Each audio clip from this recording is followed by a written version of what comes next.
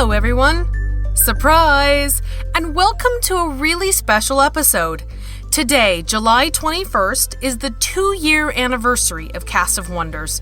We couldn't be prouder of the show, and to celebrate, we're debuting a new type of episode. You're listening to the very first Little Wonders, a collection of flash fiction and poetry centered around a theme or genre. We're gonna start off things nice and easy with a pair of science fiction shorts. Up first, we have Immersion by Cara Harts. Cara writes and lives in my old stomping grounds, Northern California, with the support of her husband and children, and despite the attention of her cats. She loves science fiction and fantasy because she is drawn to incredible ideas. You can find her blogging sporadically at cariboucreations.blogspot.com. Are you ready for some stories? Good, because futuristic things come in small packages.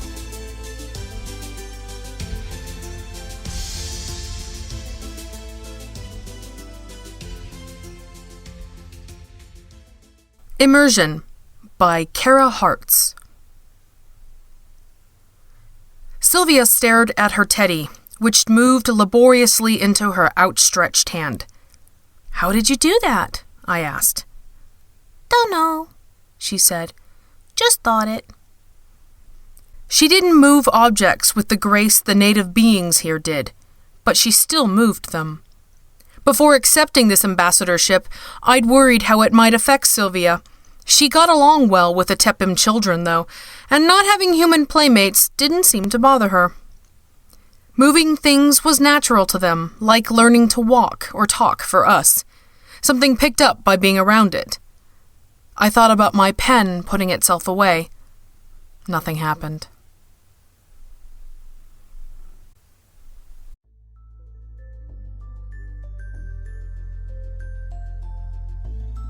Don't you wish you could put away your pen with your mind? I sure do. But I'm more like the mom in the story than I am Sylvia. I can learn new things, sure, but not with the same speed and ease of people younger than me. But wishing won't make it so. If you want something, you have to put in the effort. Well, usually. Which brings us to our second story this week. Influx Capacitor by Juno. Eric is a 31-year-old software engineer. He lives in Minnesota with his wife and his 2 daughters. His hobbies include writing, video games, reading, and eating as much barbecue as he can find. We have a lot in common. He blogs about his quest to become a capital A author at author-quest.blogspot.com. Recently, Eric has started a new fiction project chronicling a healing mage's experience in World of Warcraft. You can find more about that at bravenewwow.blogspot.com. For your narrator, we bring you the audio stylings of podcaster extraordinaire Dave Robison from the Roundtable podcast. Dave embarked on his life mission to be an agent of awesomeness, armed only with a theater degree. He learned at an early age that if you acted like you knew what you were doing, people tended to believe you. This principle has resulted in most of his employment, from graphic designer to software instructor, and from event coordinator to web applications developer. Throughout it all, however, theater remained a constant, and Dave would trod the boards with any performing troupe that would have him. When podcasting became all the rage, he discovered a new venue to ply his not inconsiderable talents: audio fiction. Since arriving on the scene, he's had the privilege of lending his voice to numerous dramatic readings for such notaries as Starship Sofa, the Drabblecast, Tales to Terrify, and the trifecta of our good friends at Escape Pod, Pseudopod, and Podcastle. He's thrilled to add Cast of Wonders to his performance credits.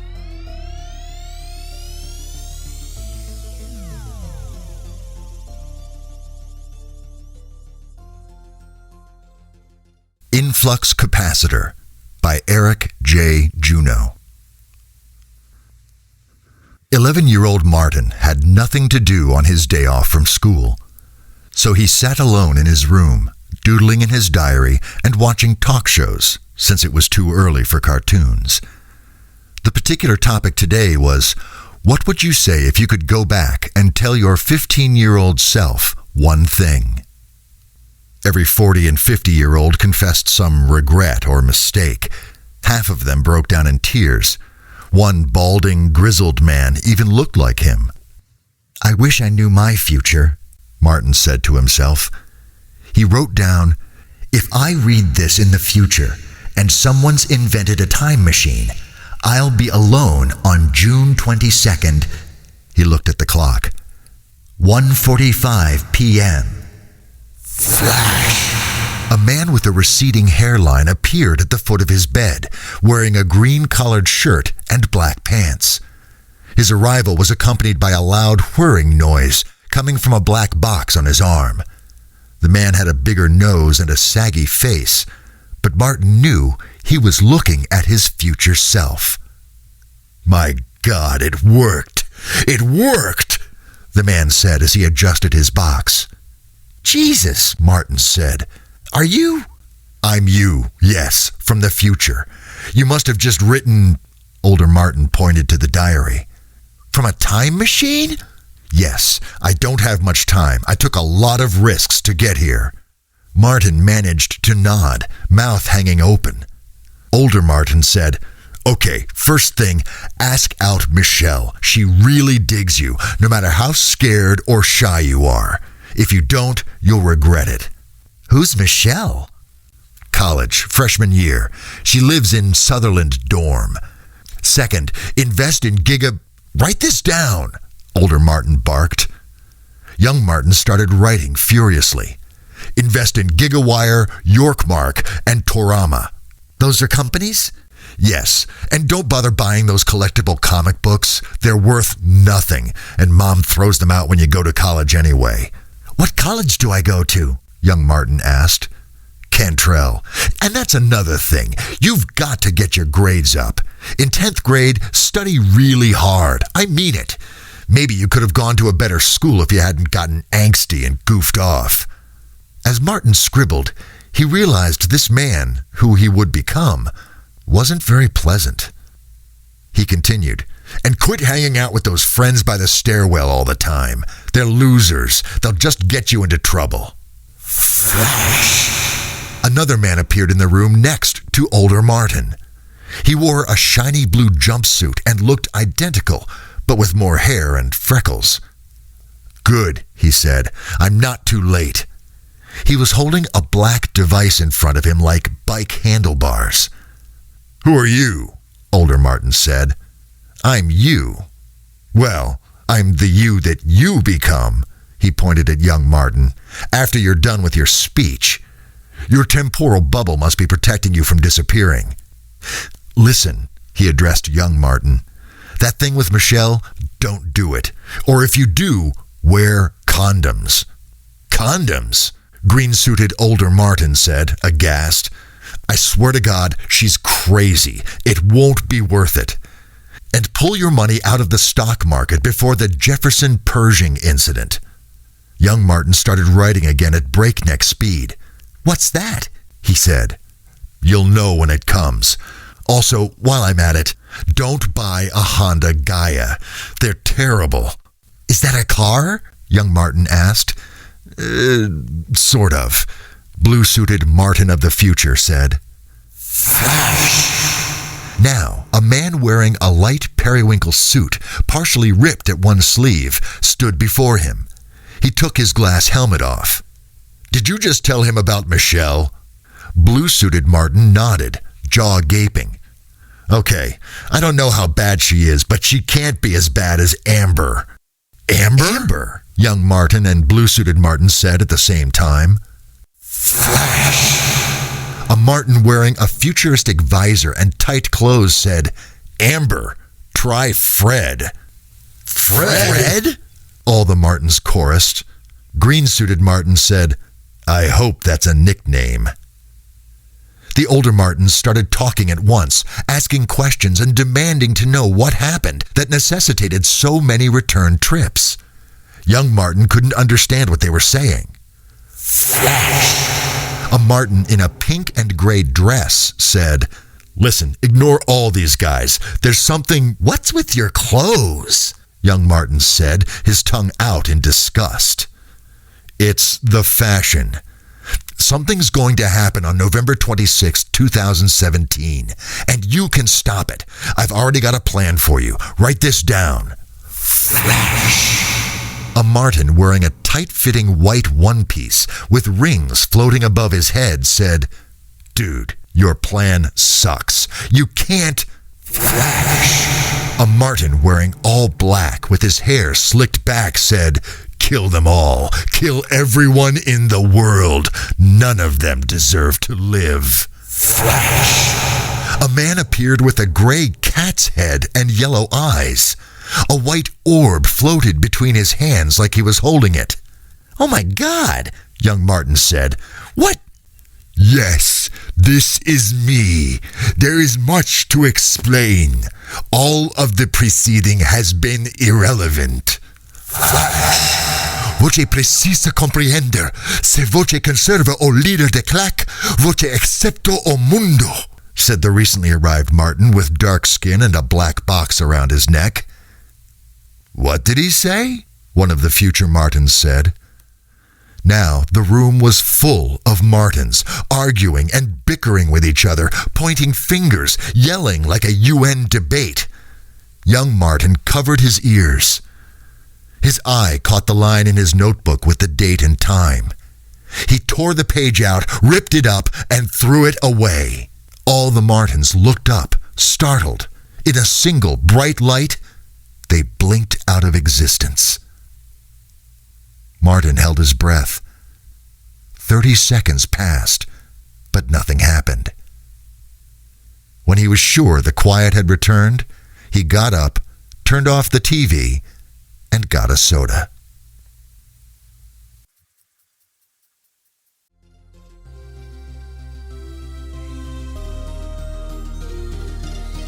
Talk about too much of a good thing, huh?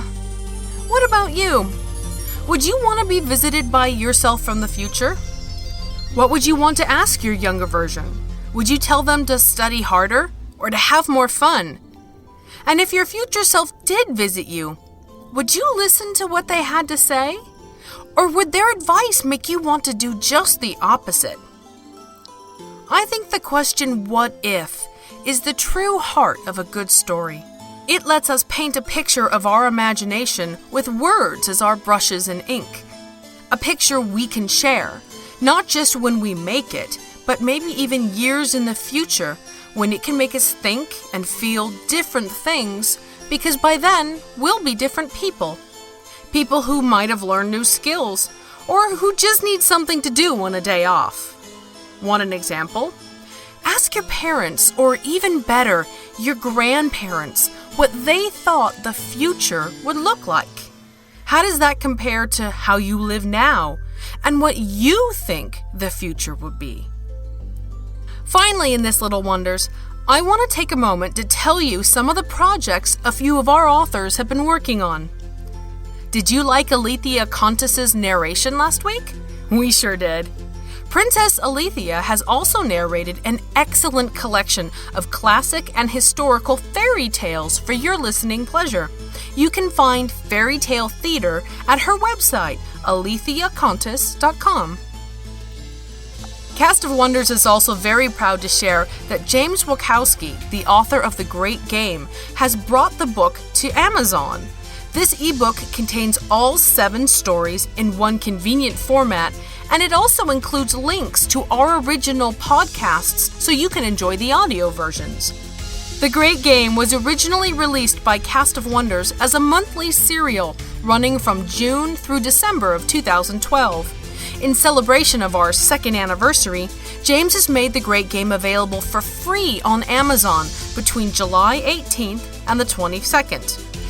And if you enjoy The Great Game, you can check out James's other writing at his website, jameswachowski.com. So what did you think? Do you like the Little Wonders format? If you have something to share about this or any other episode, visit our forum or share our podcast with your friends and family, And consider donating to Cast of Wonders to help us keep bringing you the best young audio fiction week after week. Cast of Wonders is a production of Wolfsbane Publishing and is brought to you by our Podcasters 3. Graham Dunlop as your host and audio producer, Barry J. Northern is our artist, and I remain as always your humble editor, Marguerite Kenner. Our episodes are released under a Creative Commons Attribution, Non-Commercial, No Derivatives license. That means you can share it to your heart's content, but don't change anything if you please. Our lovely new Little Wonders theme, Naverses, is by Alexei Nov and provided by musicalley.com. Thanks for listening.